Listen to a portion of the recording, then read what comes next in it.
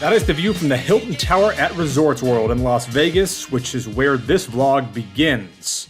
The day would start off by me shooting a couple of segments from my Silver State Sights series, the first coming at what is definitely the coolest place in Las Vegas, the -5 Ice Bar, where the counters are indeed made out of ice, located inside Mandalay Bay. Then it was a trip down to Boulder City to shoot a segment there. I'd always wanted to get video of bighorn sheep, and Hemingway Park is a good place to do just that. And I'll admit, I didn't expect the bighorns to be quite so comfortable around humans, but they were. Then after that, it was back to Las Vegas for some 5-10 No Limit Hold'em.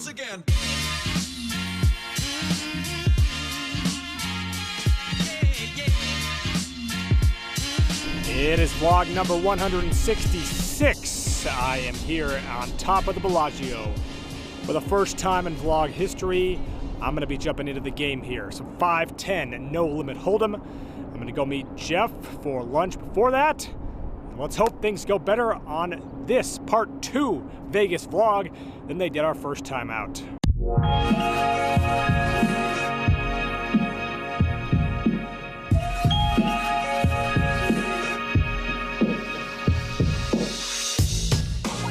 It may be my first time in Bellagio 5-10, but it's definitely not a huge change for me. It's actually a step down in a weird way because the Peppermill game that I've been in of late typically has a lot more money on the table than this game had, and usually it is 5 and 10 blinds. It's just $5 for the big blind and $10 for the winner's straddle as opposed to a traditional 5-10 structure. But that is indeed what this one was at Bellagio with a $1,500 buy-in cap.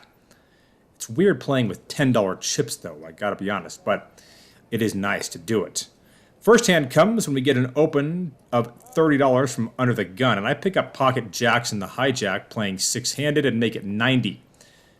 It was the first 3-bet that had happened in the game since I'd sat down 20 minutes prior, and it immediately gets 4-bet when the button makes it 300.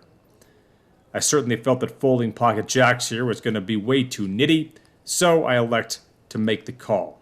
We get a flop of King 7-4 2 clubs, and I check. The button checks this back, but I still didn't think that meant I was going to be good here all that often in a 4-bet pot. Turns the 3 of clubs. I check again. This time he fires out for 400. And I didn't actually think about this for too long and let the hand go. Looking back on it, this probably should have either been a call or a lead out by me, but I still think that I was likely beat in that scenario. I then pick up ace-king, and despite not flopping anything, I turned top pair top kicker. I bet out for 50 and immediately got raised. I folded the hand and got shown the nuts straight. We've talked about before what happens when you turn a hand like top pair, top kicker, and get raised after raising pre-flop. Generally speaking, you're not going to be any good. Still short-handed, I raised my option in the big blind to 30 and under the gun calls. With 65 in, I flop top 2 on a monotone all-heart board. I bet 50 and get snap call. So with 165 in, the turn is the 4 clubs. Great card for me, and naturally, I'm still going to bet to get called by all of his draws. I make it 80, and again, the snap call takes place. So at 325 in, the river is a disgusting 8 of hearts, and I check. He bets small here, only 150, but I find the fold anyway, and he shows ace-9 with the ace of hearts. We then get a $30 open, and I have pocket kings. I had a feeling that my 3-bet was not going to get any action, and I was right, as $110 resulted in a snap fold. I do win a small pot with ace-queen on king-king-4 when I turned an ace and my opponent fired into me. I bet out on the river, and he folded quickly. And after that, my raise with pocket 10s got 3-bet, and me and one other caller saw a king-high flop, but once again I elected to fold rather than continue on in a marginal spot in a tough lineup. Still six-handed, hijack opens 30, and it folds to me in the big blind where I have pocket queens. I make it 90, and he doesn't waste any time before calling. With 185 in, the flop is Jack 8-3 with two spades, and my $100 bet takes the pot down. The game certainly was not great, but it was interesting. The guy next to me tank folded bottom full house to save his last $900, but when he got dealt ace-jack after that, he opted to 4-bet to 325. And when he got an ace-high board, he gave his entire stack to his opponent with ace-king, probably making him wish that he had just gone ahead and gone broke with the boat, as opposed to waiting for a marginal spot afterwards. I lose a few more small pots and find myself down half my buy-in. Though the one thing I will say about this session, it may not have been a great lineup, and it may not have been a fun game to be in at all. I did pick up a lot of good starting hands. I looked at queens again. This time I'm under the gun and three guys call me. With 120 in, we see a 10-8-6 board. I bet half pot, and my only caller comes in the big blind. So with 240 in, the turn is a jack. He checks. I fire 100, and he lays it down. I get dealt pocket jacks, and this time I 3-betted. The guy on my left 4-bets 300. He had bought in for only 900, and it felt like he wouldn't be 4-betting me all that light. Then, the original raiser, 5-bets to 800. I lay the hand down. The guy on my left folded what he claimed to have been ace-king, and the other guy proves that he did indeed have both of us dominated, showing pocket aces. And that brings us to this hand. Another example of what I've said on this vlog a number of times over the 4+ years I've been vlogging. I can't always show you what I wish I'd done. I can only show you what I did. We get a raise to 50, and I have ace-king. I've been talking about this on this vlog for a while in terms of wanting to find different ways to play ace-king. In this instance, I elect to kind of slow play the hand. Certainly I'm not trapping here, but I figured I would try to play this differently both pre-flop if I had the opportunity and on the flop if I was able to connect. So with that in mind, I just call that $50 bet, and we then get a 3-bet to 150. And that, for what it's worth, was from one of the few guys in this game that looked like he might be some action. Though obviously I don't know any of these guys. Back around to the guy on my immediate right, same guy I was talking about who was steaming with the ace-jack after laying down the full house. He 4-bets the hand to 350. So we know he's steaming here. But does that mean that the rest of my chips, which is an amount that is significantly less than what I bought in for with about 600 left, does that mean they should all go into the pot here? I was unsure. But again, part of the reason I played this hand this way, and didn't just re-raise it myself, was I wanted to have the opportunity to do something like this, should the opportunity arise for me. And obviously with ace-king, you want to be able to see all 5 cards, so getting it in pre-flop occasionally can be a decent play. Though it's obviously never a play that I tend to feel great about.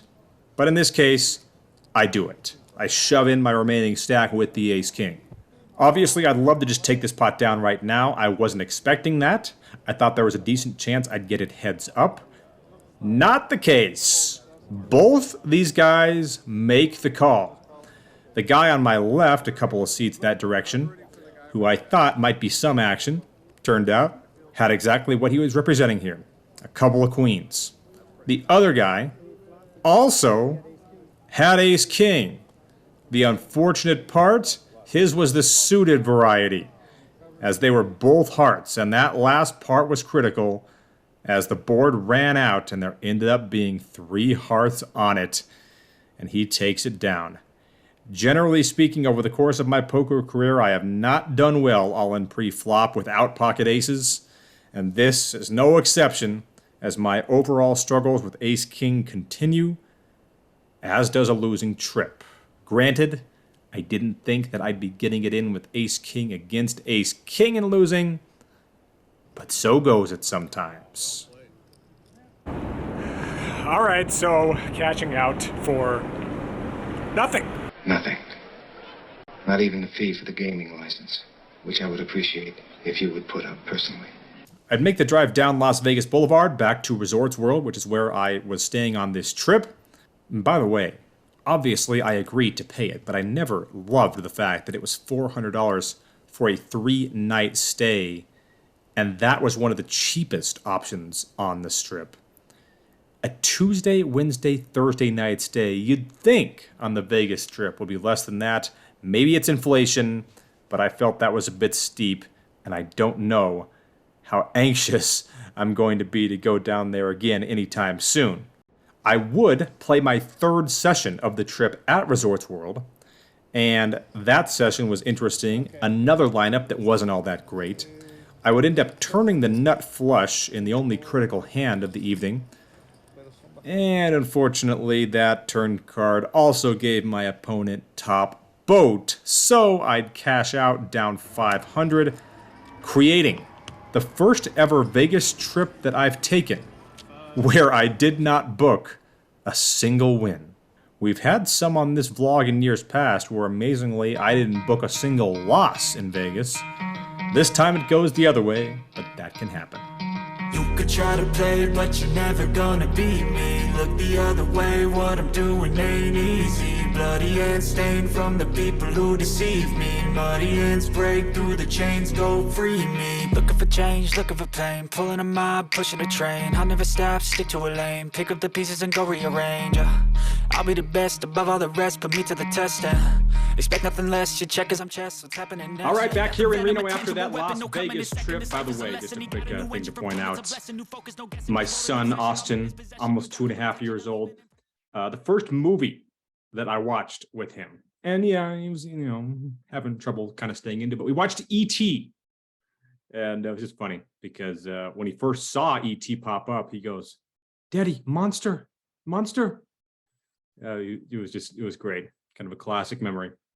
First time watching a movie with a little boy. Anyway, people have been asking with regards to not just this Las Vegas trip, but the trip before that in Austin, Texas, exactly how those trips went for me results-wise. The Texas trip, I came out ahead, around the ballpark of $1,000 ahead. I'll put the number right here. And that was good because things obviously started out rough that first day down there in Austin, battled back the next couple of days. The Vegas trip, kind of went the other direction. The only Vegas trip I've ever had that didn't result in a single win being booked. But that's okay because those couple of weeks between the two trips were incredible back here in Reno. I'm not going to disclose the amount that I won during that time, but wow, it was good. Anyway, let's get one more hand in here on this vlog, and then I'll get a quick question of the week in. And this comes from the Friday night $0, $5 game at Peppermill that has a $10 winner's straddle on. And the game was playing absolutely insane. We had the professor in the game, who's just been an absolute legend, first ballot Hall of Famer, and even acknowledged by the band Bowling for Soup. Here comes a shout out to the professor. He was, of course, creating a lot of the action. And then you had local pro known as Turtle Shark, who was just in absolute beast mode. He could not miss a hand. It was unbelievable. And so he was just then, after he was up thousands, giving a ton of action, bluffing all the time, and really making life difficult on a number of people, including me. So that's kind of where this hand starts, with the game just playing so out of control and me playing overly tight for a decent amount of time and wanting to get involved with some hands. So I'm not just knitting it up and waiting for pocket aces. And that was why when I picked up the ace 7 of hearts under the gun 8-handed, I elected to play it. Of course, the $10 straddle on. I make it 40 and I get 3 calls, including Turtle Shark and the professor. And again, for those new to the vlog, I call him the professor because he's not a professor. Quote Jack Nicholson, "They're saying he's a cop, so I won't look for the cop." The cops are saying he's a cop, So I won't look for the cop. With 160 in, we're 4 ways to 10, 9, 3, 2 hearts, giving me the nut flush draw. Big blind checks, and I decide to check this here because I had had several other hands on the day where I'd had big draws, but I'd ultimately decided to bet them, and then I'd been raised huge, and I'd been blown off of my draws. This is a concept that Bart Hansen has talked about in a lot of his training material on crushlivepoker.com over the years, certain spots where you want to do what it takes to not get blown off your draw, and that was essentially my thought here. The aforementioned turtle sharks and the low jack in this hand, and he bets 100, and the professor in the big blind decides to go out. So it's heads up between me and him, and obviously I'm not folding, but I did not want to get involved in a situation where I'm check raising this hand because he's never folding a hand like top pair here. So I didn't see it as the best play, so I like to just call, and the turn is the 8 of hearts. So all of a sudden I have the nut flush. I check for several reasons here, and he bets out for 300. Now it's heads up. I'm well aware of the fact that he's going to show up here with a decent amount of bluffs. Did I think he's going to be bluffing most of the time here? No, but I figured several good things could happen. Either I could continue to let him bluff, or he would have a value hand that would allow me to check raise with on the river. And that's what I was thinking. So he bets the 300, and I call, planning on check raising the river as well. So with 960 in, the river is an offsuit 6. And after I checked, he proceeded to overbet the pot, albeit just barely. He fires in 1 hockey puck. Those are $1,000 chips at the Peppermill. Now, if this hand were against an amateur, certainly against a guy like the professor, I would likely just bet it all here, assuming they wouldn't be able to get away from a flush. But against an opponent this tough, it's going to be very difficult for me to get called by any hand that isn't a king high flush here. So I elected to just try as hard as I could to get paid off by raising the minimum here, and I slide in $2,000 in green chips. He then turns over his hand and shows it to his opponent, saying, "That's why I shouldn't play hands like this." And he had the Jack 6 of hearts, which should give you a look at his range at that moment and why I felt the need to play the Ace-7 suit at an early position as to not let the game just kind of zoom past me as it was going. He hems and haws for about a minute and then makes, obviously, a good laydown. But regardless, a big pot heads our way. Kind of disappointing to not get paid off there, but again, I'm not surprised that he would be able to get away from that hand against me in particular, unless he had specifically the king high flush. I don't think he's paying me off for another $1,000 there. So that, while it wasn't one of those you'll remember them the rest of your life type hands, it certainly was the most memorable hand on a very wild Friday night at Peppermill. We've had several wild Friday nights in a row, making me wish that I didn't even go on that Vegas trip. And I just stayed here with as good as the games had been and as mediocre as the games were in Vegas. How about a super quick question of the week? Charles writes in asking me, how are the rooms at Resorts World? And again, I stayed there because it was, believe it or not, one of the cheaper options on the strip. Usually I will stay at Harrah's because it's a good location and it's one of the cheapest places. But Resorts World was basically the same price as Harrah's, maybe $20 or $30 a night more. But the rooms were great. They weren't as good as the Wynn, but they weren't far removed from them. They have fridges in the rooms, which the Wynn does not. The Wynn, you have to request one be brought into you. Resorts World, they actually have them in there, so that was a big bonus. And every element of the rooms I thought were absolutely top-notch. The gym was phenomenal at Resorts World. So I got to give a shout out to that as well. And it's just a walk across the street if you want to go to the Wynn. And, you know, nothing but good things to say other than that $400 price tag. I thought it was a great place to stay. I stayed in the Hilton Tower. I didn't get a chance to check out the Conrad Tower. I'm not sure of the differences there, but poker room is right in the lobby of the Hilton Tower too, so that was a very convenient location for that. And again, I think the poker room at Resorts World, while it may not have the best games, I think is the best physical poker room in Las Vegas, with its chairs, chips, tables, just the overall feel kind of being away from the actual casino. I just think it's great. Not the greatest trip, obviously, but hey, we'll get them next time. Hey, do me a favor, check me out on Poker Bros, the club I represent. It's called High Society. There's a link in the description below. I believe you'll enjoy the action on there. Use my referral code when you sign up. Hit the like and subscribe buttons if you're new to this channel, and follow me on Instagram at Ben Beach, and we are back next week.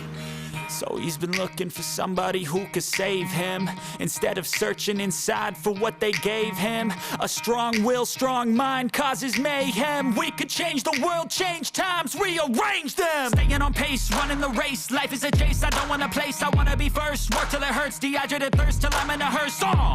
High ambitions and the right mind can take you so far. It's like you lived a few lifetimes.